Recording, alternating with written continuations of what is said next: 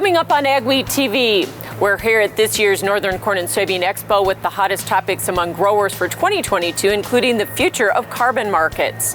We'll look at the shipping challenges that have plagued agriculture and when they might ease.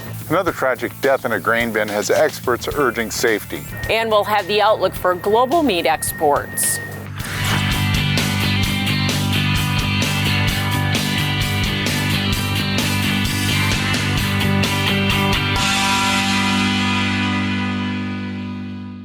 Welcome to AGWEEK TV. I'm Michelle Rook. We're excited to be back at the Fargo Dome in Fargo, North Dakota at this year's Northern Corn and Soybean Expo. The event was held virtually in 2021, but returned this year with a full trade show and some top-notch educational events for producers, looking at topics like ag taxation, cybersecurity, biofuels, and global supply chain challenges. The event is put on by the North Dakota Soybean and Corn Councils. This is also the annual meeting for both the North Dakota Corn and Soybean Growers Associations. It's where both groups conduct their business meetings and talk about their state and national policy for the coming year. So what's important to each organization? We're really kind of turning the page and looking at the next farm bill and starting to have those conversations at the local level to take to DC and say this is the message, this is what's working on the fields, and we need to see some changes then. Really excited with the infrastructure bill that we got passed here in North Dakota to get some funding to our roads and bridges. That was kind of top priority for us last year, and to continue to build on that going forward is huge. And we're starting to kind of talk with area farmers and growers about the upcoming farm bill. The groups will take their approved resolutions and business on to the business sessions of their national associations. Carbon markets and climate-smart agriculture have been a hot topic in the industry over the last year, but is there a revenue to be made from carbon markets? Joining us to visit about that is NDSU's David Ripplinger. And what qualifies as climate-smart agricultural practices? There's two at the top of the list, no-till and cover crops, that I think most of us have heard about. There's other high-profile or emerging opportunities, really looking at nutrient management. So are companies going to pay producers for new practices or existing practices? The folks who are buying the carbon credits are looking for new practices. So if you've been doing no-till for 30 years, you're going to do it again this year. The Microsofts of the world don't want to pay you for that. And so unfortunately for many contracts, if you've had the practices, especially for a decade or more, you're not eligible to participate. So how much revenue can producers get off of using climate-smart agriculture and being in a carbon contract? Generally, farmers can expect to see somewhere between $3 and maybe $20 an acre, depending on the practice or combination of practices that they adopt. So do you think that there is enough money to be made to make it worth the extra record keeping and everything else that a producer has to do? My general recommendation is that farmers should look at these practices first, decide if they might work for their field, for their farm, and then look at the incentives that the carbon contracts would find, as opposed to seeing that and framing it in terms of, oh, I could get an extra $5 or $20 an acre, should I do this practice? And how does USDA's program dovetail into this? Yeah, so USDA just announced a very large pilot program, $1 billion to conduct activities all over the country. They're really looking at science to support activities, description of practices, development of tools to support the production of what they are calling climate-smart commodities. And so we'll see within the next couple of months, because it's a really quick turnaround, what they're looking for and what those practices that they're targeting might be. Well, Dave, this is a really important topic. Thanks for your expertise. You're welcome. Dave Ripplinger joining us with North Dakota State University. Several agricultural companies were subject to cyber attacks this last year, from giants like JBS to local co-ops. AGWEEK's Jeff Beach joins us with more on this important topic. Speakers here at the Expo talked about common cyber vulnerabilities. Sarah Engstrom is a cybersecurity expert with Ag Co-op CHS. She says there are various areas of vulnerability and hackers are looking for low-hanging fruit, not only with agribusinesses, but individuals' personal information. To weak usernames and passwords, these bad actors can pretty easily break into those types of applications using that information. So it's really important to implement multi-factor, and 2, to ensure that you know how people are remotely connecting into your environment, and then 3, keeping your systems up to date. However, she says there are many actions companies and individuals can take to protect themselves from a cyber attack, and actions they can take in the event that they are hacked. First and foremost, I would research cybersecurity insurance policies. Within that policy and application for getting cybersecurity insurance, it asks you some of those questions of, do you have multi-factor authentication turned on? How are you protecting emails and malicious emails that might be coming into your environment? So they ask you a lot of good questions that are good food for thought. There are free services available for companies and even farmers to use to protect their information and networks. When our show continues from the Northern Corn and Soybean Expo, we'll focus on the always important topic of grain bin safety. Small or large, Superior Grain Equipment has the storage, conditioning, and handling equipment to fit any size operation with a wide variety of options and accessories, including our patented Blockbuster auger to help break up blockages over the center sump gate, and a full line of mixed flow grain dryers with even heating, excellent efficiency, and expandable capacities. Protect your investment and market your grain. Get superior quality, protection, and reliability with Superior Grain Equipment. Good work, good pay, in a good life. It's the Trans Systems way. Good work, good pay, in a good life. Lets me live my way. Good work, good pay, in a good life. Trans Systems way. Good work, good pay, in a good life. Lets me live my way. It's the Trans Systems way. Good work. Giddy up, partners. It's time for the 85th Annual North Dakota Winter Show in Valley City, March 9th through the 13th. Don't miss the PRCA rodeo performances March 11th and 12th. And with thrilling events all weekend long, there's something for the whole family. It's the 85th Annual North Dakota Winter Show. Find complete schedule and tickets at northdakotaWintershow.com or find us on Facebook. AuctionBlock.com. First with online equipment auctions in 1999. First in worldwide registered users. AuctionBlock.com. Online farm, construction, and transportation equipment auctions every Wednesday. Sell with the leader. Call Auction Block today, 218-483-7880, or visit us online at AuctionBlock.com.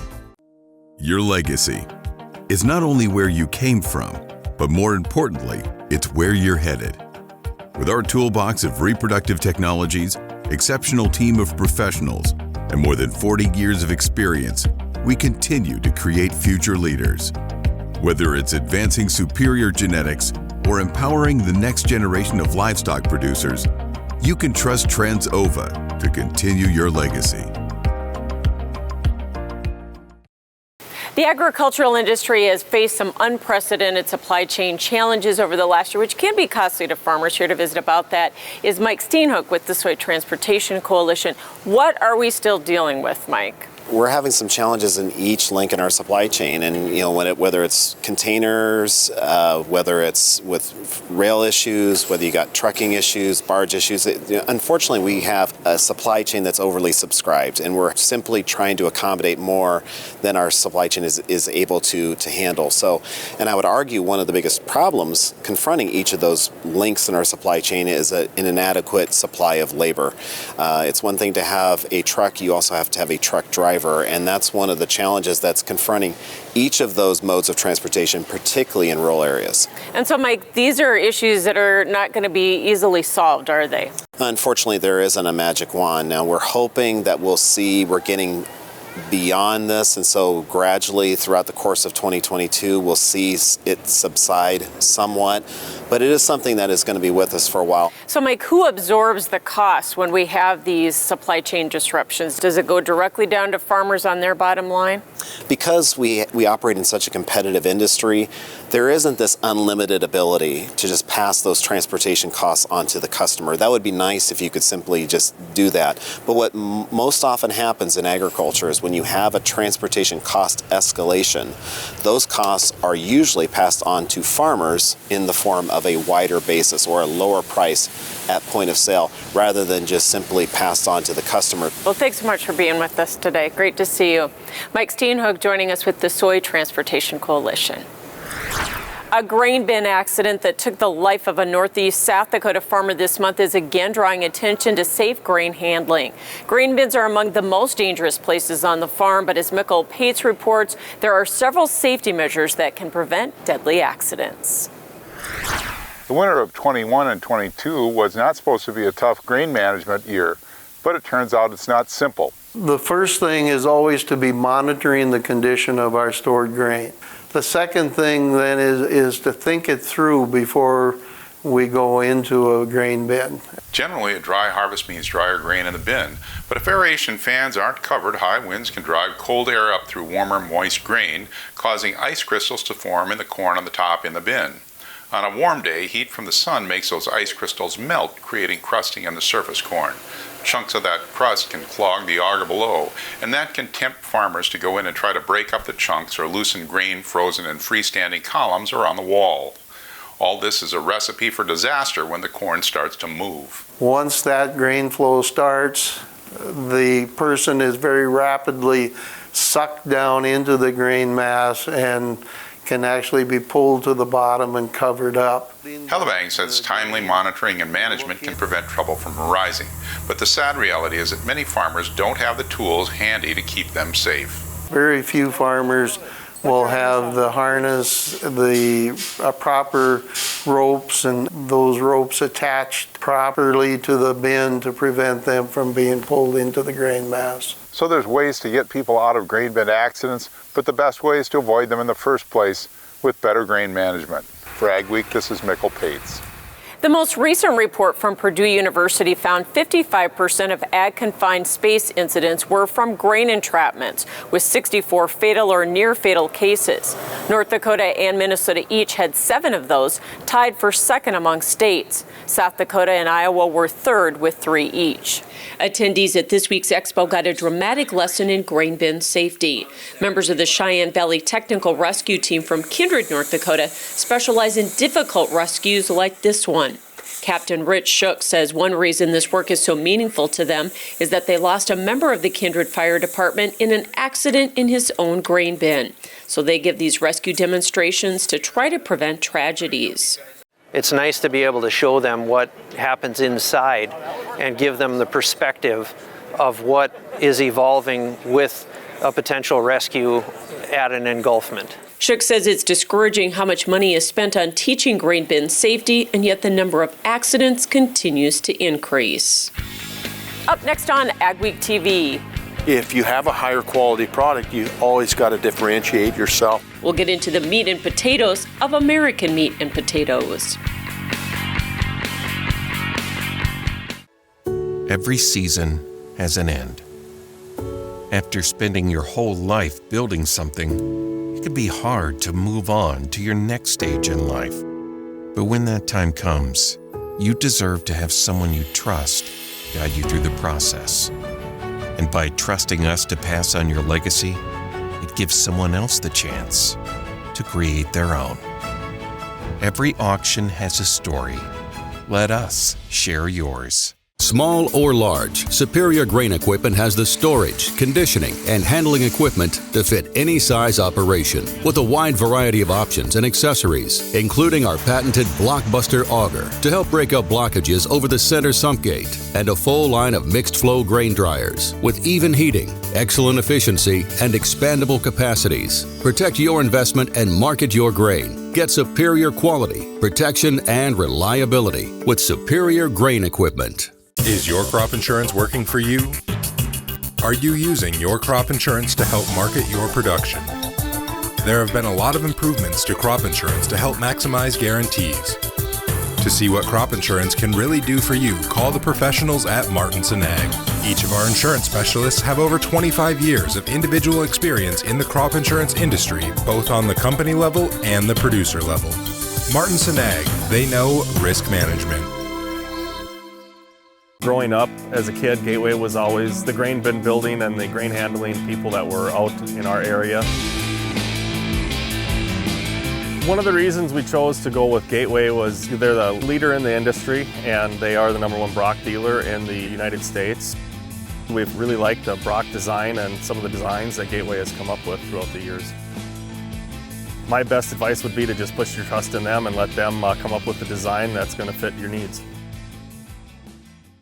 We're going to talk today about a revolutionary auto steer product that you guys have developed. We back one of these things in, it'll drain a 40-acre patch just within hours. What can you tell us about what dairy farmers do to make sure that their animals are happy? Their care is our primary concern. Is there still time for producers to get storage bins up? Absolutely. We still can definitely get something up and ready for corn harvest.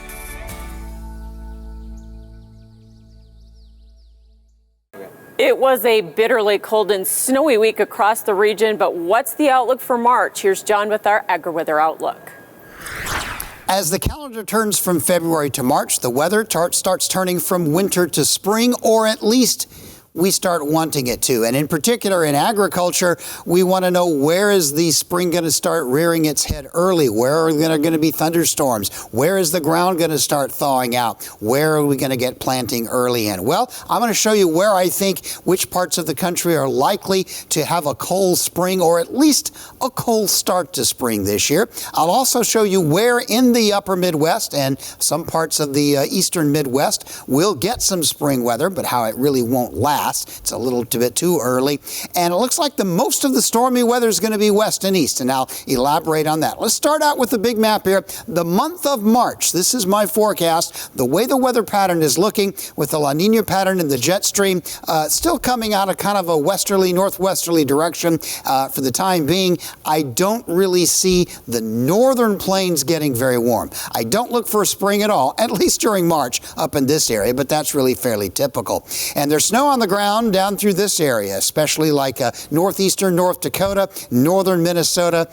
During the month of March, the snow that's on the ground will likely be added to, taken away, but we're not going to see significant melting, I don't think, at least during March. In other words, snow's going to be on the ground very likely until April. And the rest of this region in blue, I think, will have a cooler than average March. But further to the south, warmer than average weather in the southeastern United States. And you notice right through the western part of the corn bean belt, very likely will be kind of average. And so there will be an opportunity to get some things started. As far as moisture goes, right now to me, the wettest areas look like the eastern part of the Great Lakes, the eastern part of the corn bean belt, and the Pacific Northwest. The driest weather looks like southern plains up into the central plains, mostly the western high plains part, and the southeast. Florida looks fairly dry. Weather pattern this week, we've lost that west coast ridging for the time being. So we're seeing the weather pattern flatten out. What that means is the really frigid air is retreating for the most part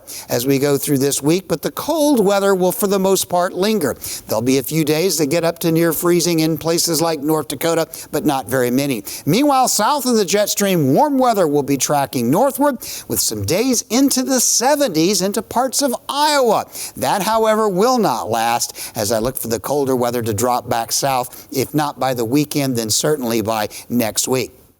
Second week of the period now, the cold weather comes back. The dark blue, of course, meaning freezing air. The really warm stuff will retreat back to the Gulf Coast, but it will come back. But in general, a fairly cool weather pattern. Moisture, the eastern part of the country, the western part of the country is where the precipitation will be this week, and about the same pattern next week. For over 130 years, Farmers Mutual of Nebraska has been providing protection from the unexpected.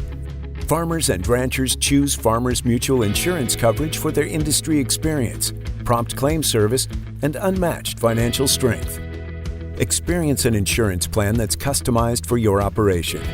Visit fmne.com to contact an agent for a quote today. Farmers Mutual of Nebraska, always alongside you.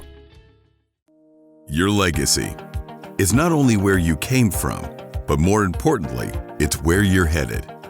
With our toolbox of reproductive technologies, exceptional team of professionals, and more than 40 years of experience, we continue to create future leaders. Whether it's advancing superior genetics or empowering the next generation of livestock producers, you can trust Transova to continue your legacy. Every season has an end. After spending your whole life building something, it can be hard to move on to your next stage in life. But when that time comes, you deserve to have someone you trust guide you through the process. And by trusting us to pass on your legacy, it gives someone else the chance to create their own. Every auction has a story. Let us share yours. Hamilton System Inc. in Drayton, North Dakota is the North American distributor of the Fantini corn and sunflower header. Both the L03 corn head and the G03 sunflower head have a simple, high-efficiency, low-maintenance PTO-driven gearbox, which eliminates slippage and power loss even in the most trying conditions. These heads are built with a solid one-piece frame and tubular steel construction that will withstand the harshest field conditions. Available in models from 4 to 18 rows, they adapt to any combine and come with a 4-year warranty on the transmission units. Go beyond the headlines with an AGWEEK membership. Get in-depth agribusiness reporting, original farm and ranch stories, and fact-based research for the most comprehensive ag news in the upper Midwest. Experienced ag journalists bring you exclusive ag news, insights, and policy updates you won't find anywhere else. Become a member today and get unlimited access to AGWEEK and AGWEEK TV. 2020 was a record year for both U.S. beef and pork exports, despite the unprecedented shipping challenges at the ports. So what's the outlook for 2022 and beyond? Emily Beal talked to international marketing experts at the Expo to find out. Thanks, Michelle. Today I'm here with John Henners, Senior Vice President of the U.S. Meat Export Federation. So when we're talking about exporting certain cuts of meat, do you want to go ahead and tell me a little bit about what variety exports and the importance that they have? Well, certainly when we think about exporting meat, traditionally what comes to mind is, are we sending all the good steaks out of the United States? And that couldn't be further from the truth. One of the things that we are doing is trying to add value to those certain cuts of meat, what we refer to as variety meats, such as a beef tongue, maybe stomach, or a pork liver, by exporting those to different markets where they find a great need and desire and are willing to pay more than what we are willing to pay here in the United States. We're going to add value to that that carcass. So when we're exporting these meats to China or South Korea, what impact does that have on the industries of corn and soybeans in the U.S.? Well, it's a great question. According to World Prospectus, we've had a study done, and just on the red meat exports, the United States beef and pork, we're able to add value to the corn industry and the soybean industry, anywhere from 11 to 12%, usually on average. And as we look into the future, do you think there's still going to be a demand for U.S. raised beef? There's always going to be a demand for American raised beef. If you have a higher quality product, you always got to differentiate yourself. We've got to help tell that story. And why is it better? Let's talk about marbling. We've got to continue to educate our importers that are actually buying the product because at the end of the day, in these high margin markets, you've got maybe 25 other countries vying for shelf space, and you've got to be able to share with them why yours is different and ultimately how it's going to perform for the consumer. Thanks for joining us. John Henners with the U.S. Meat Export Federation. Weather and disease were hot topics at this year's International Crop Expo. Soybean, small grain, and potato growers gathered in Grand Forks, North Dakota to learn the latest about producing top yields. Last year, the hot, dry summer and labor shortages brought some challenges to potato growers. NDSU Extension potato agronomist Andy Robinson says in a drought, growers are dealing with heat stress and maintaining the quality during processing. And they're always on the lookout for diseases. He says potato wart is a big problem for growers in Prince Edward Island, Canada, so they're trying to keep it and other diseases out of the U.S. You don't want to be shipping seed that's got a little bit of dirt on the outside of it to other areas, and what if that dirt has, the fungus in it or a disease, right? And so that's why seed shipments are very highly scrutinized right now because of that. Potato wart can live in the soil for about 20 years, meaning that ground likely can't be used for potatoes again. Still ahead, we'll visit an FFA program teaching students to process meat.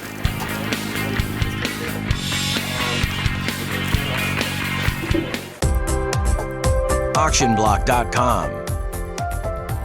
First with online equipment auctions in 1999. First in worldwide registered users. AuctionBlock.com.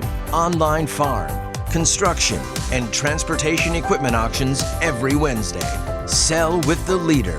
Call Auction Block today, 218-483-7880, or visit us online at auctionblock.com. Don't miss out on the equipment you'll need next season. Titan Machinery, your local Case IH dealer, has early order discounts on its full line of powerful, efficient, new Case IH equipment, including tractors, combines, and self-propelled sprayers. Get a great deal and ensure that you have the latest in productivity and technology. Supply chains are tight. Contact your Titan Machinery dealership today and find out how much you can save by ordering ahead. Titan Machinery, your local Case IH equipment experts.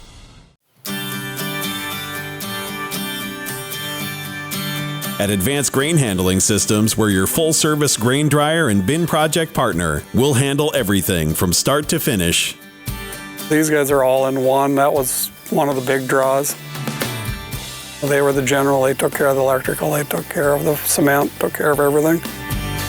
Whether your next project is big or small, let our team help with it all.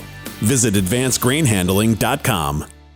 The team at North Star Ag is committed to quality and committed to you. We're not just a full-service dealer, we're farmers too, so we know you need the best machinery and services that'll keep you going all season long. We have the largest equipment inventory in the upper Midwest with a well-equipped parts and service department. So whether you need machinery tomorrow or parts today, stop in and experience what North Star Ag can offer on our website at northstar-ag.com or give us a call at 701-361-4790. For Ag Week, this is Mikkel Pates at Watertown, South Dakota. We'll look at the positive impacts that dairy can have on the community. A Minnesota couple has put a grain bin to a new use. Spoiler alert, it's not grain. This elaborate system of tubing with the downhill slope is how Maplewood State Park gathers sap to make syrup. Thanks for joining us for this week's edition of AgWeek TV. Remember, for all your ag news, go to agweek.com or follow us on Facebook and Twitter as well. We all need to eat, right? Well, one North Dakota FFA class is teaching students to process and cook their own meat. Levi Reese is the ag teacher and FFA advisor at Hillsboro, North Dakota. Among his ag curriculum is a food and meat science class. It was funded in part by a $1,000 grant from the North Dakota Beef Commission for knives and other supplies. He says they're learning to prepare a number of different types of meat, and the hands-on learning makes the students excited to come to class. So they've been making sausage, we made bacon, we've made pepperoni, or pepper sticks, we're working on some smoked salmon, but we do a variety of things, just learn those skills so that they can do it on their own when they get home. The students even built a smoker so they can do the whole process in-house. Stories you'll only see on agweek.com and AgWeek magazine this week. What does the forecast hold for the upcoming spring and summer? And a new land stewardship project campaign is using body humor to promote the power of building healthy soil on southern Minnesota farms. Thanks so much for watching this week's edition of AgWeek TV. Remember, for all your ag news, you can go to agweek.com or you can follow us on Facebook, Twitter, and Instagram. You have yourself a great and safe week.